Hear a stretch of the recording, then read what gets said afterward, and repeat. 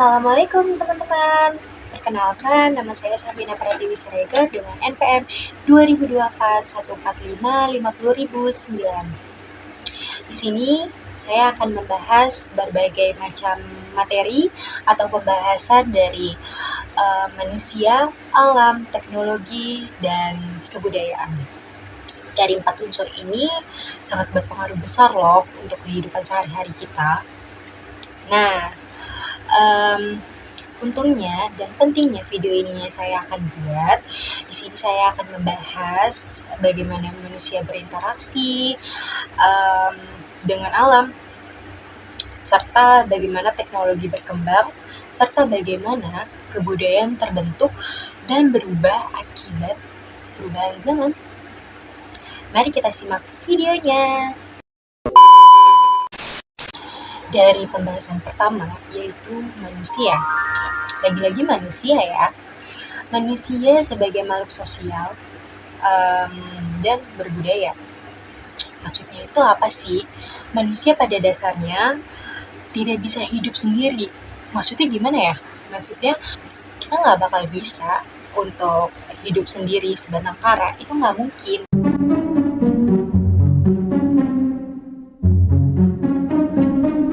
Karena kita itu memerlukan interaksi terhadap sosial. Seperti itu ya teman-teman. Karena kalau kita sakit, kita memerlukan dokter. Dokter itu manusia kan.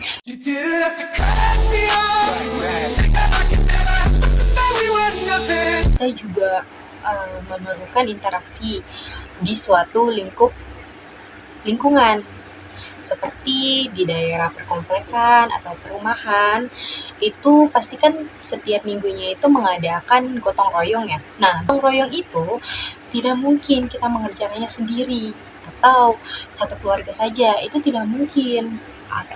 Kalau satu keluarga aja mungkin itu emang ada pembahasan terlebih dahulu ya.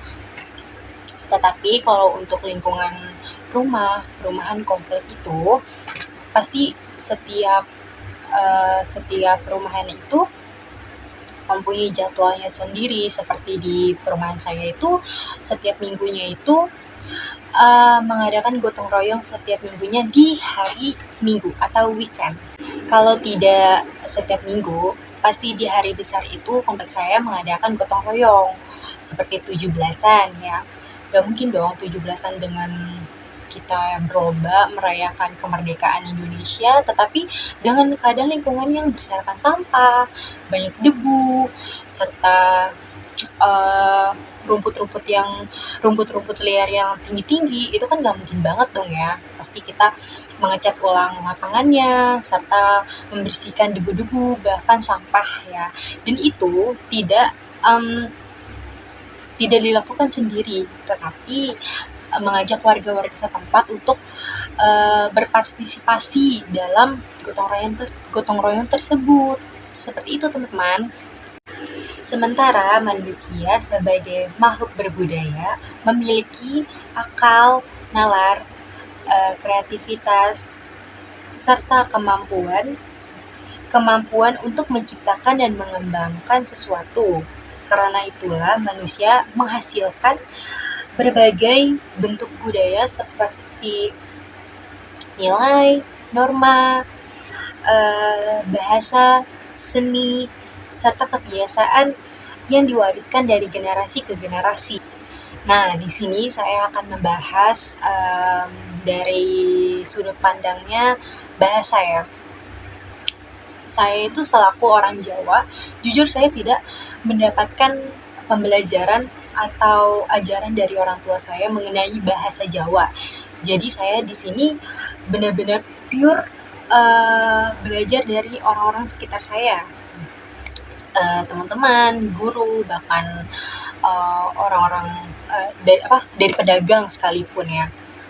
Kayak kalau saya nggak tahu, saya bertanya kayak ini artinya apa sih gitu. Nah, di beberapa bahasa kayak Jawa dan Sunda itu ada beberapa kosakata yang sama, tetapi artinya itu berbeda gitu.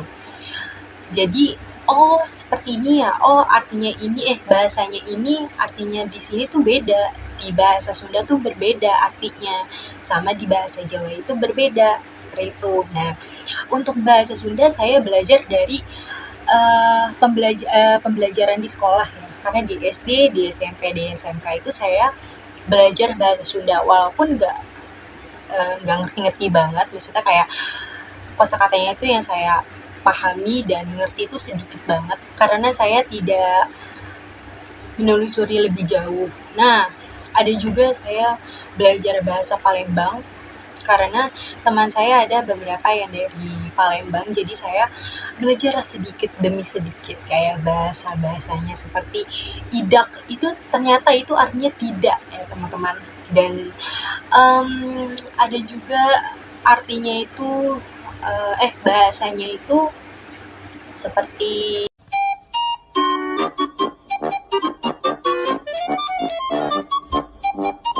Nah, selain ida itu kan artinya tidak ya. Dan ada juga salah satunya itu contohnya itu begoco. Begoco itu berkelahi atau berantem ya teman-teman.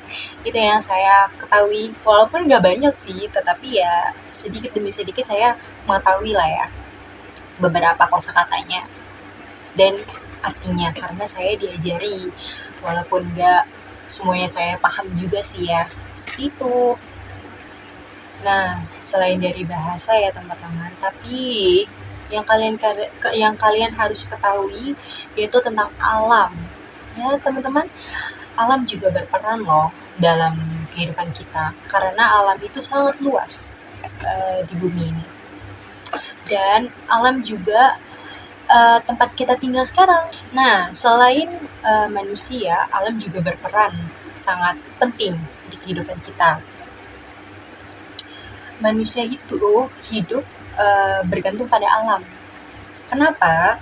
Karena sumber pangan, air, udara, energi itu terdapat dari alam.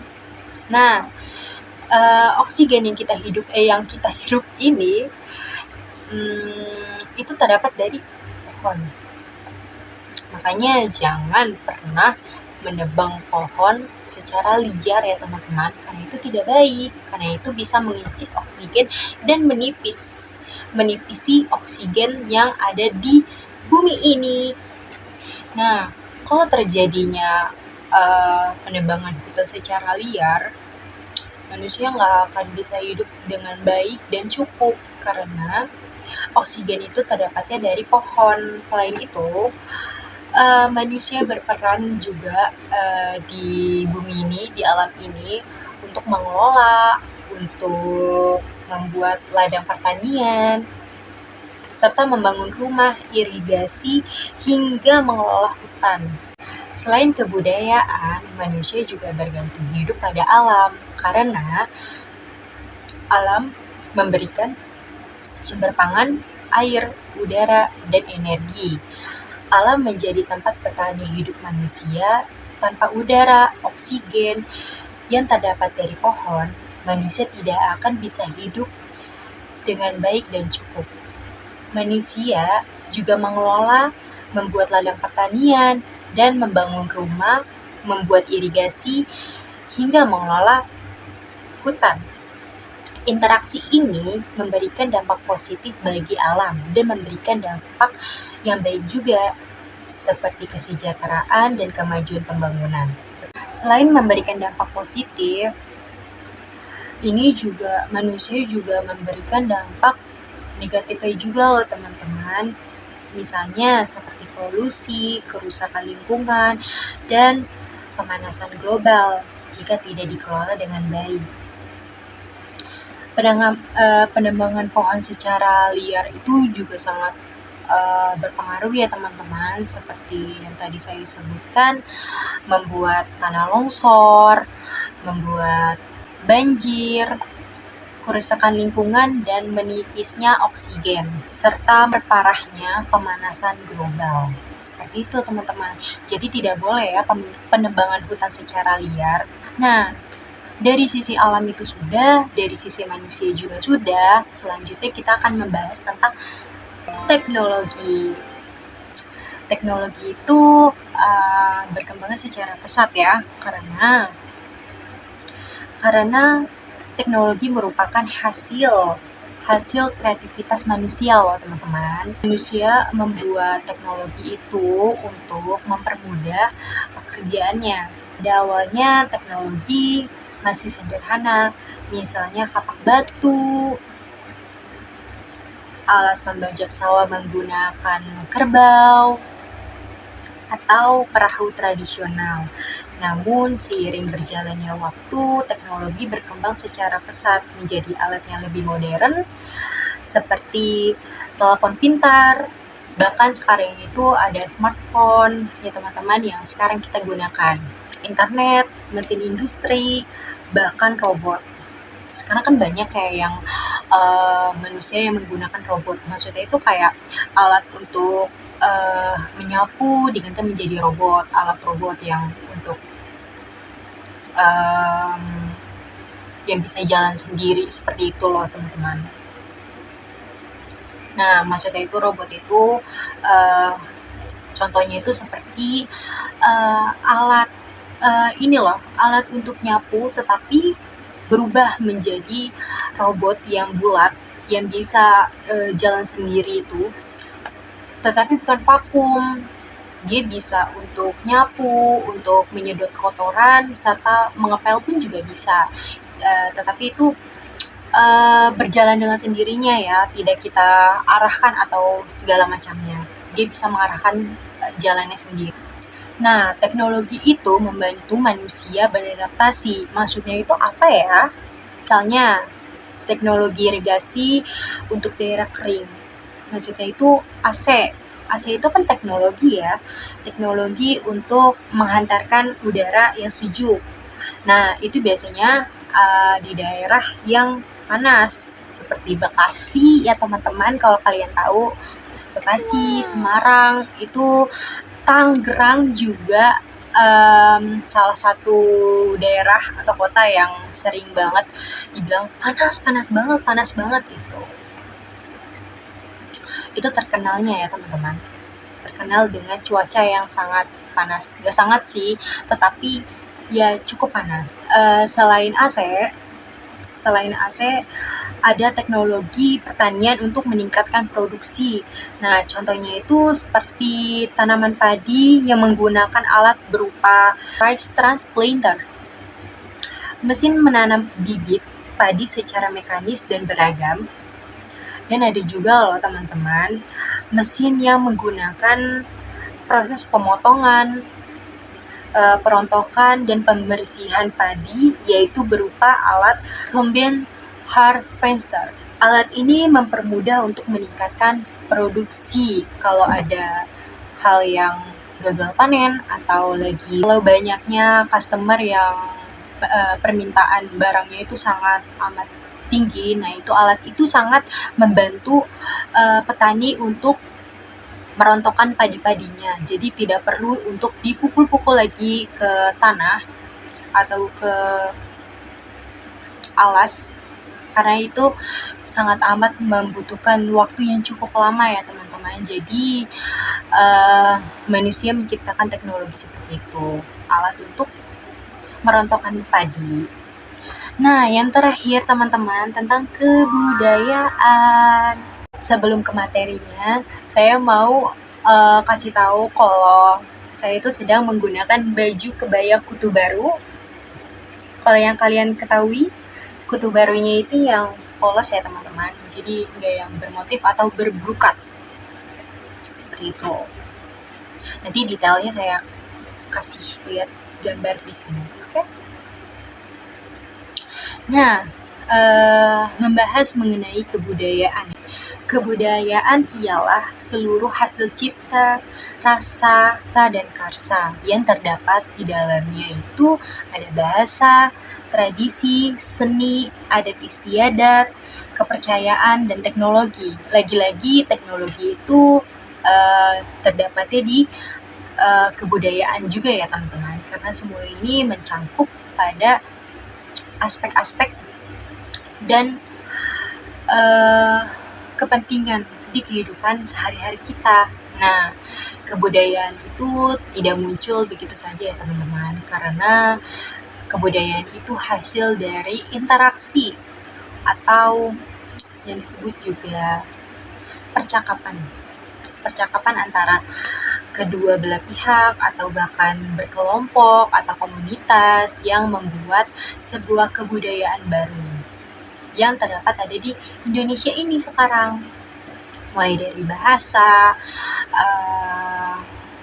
tari, terus musik, alat musik, itu semuanya berkaitan semua ya teman-teman. Lingkungan alam, lingkungan alam seringkali mempengaruhi bentuk kebudayaan itu sendiri loh. Misalnya kayak masyarakat pesisir cenderung memilih untuk melaut atau menjadi pelaut, nelayan, segala macam. Itu yang tentang berhubungan dengan laut-laut. Masyarakat daerah pegunungan memiliki budaya bertani di tanah yang tinggi karena di tanah yang tinggi itu kualitas tanahnya itu lebih subur dibanding di daerah yang dataran rendah. Seperti itu ya teman-teman. Bahkan arsitektur rumah atau yang bisa disebut juga sebagai arsitektur tropis, mereka juga melihat perkiraan cuaca untuk membangun suatu rumah, sebuah rumah.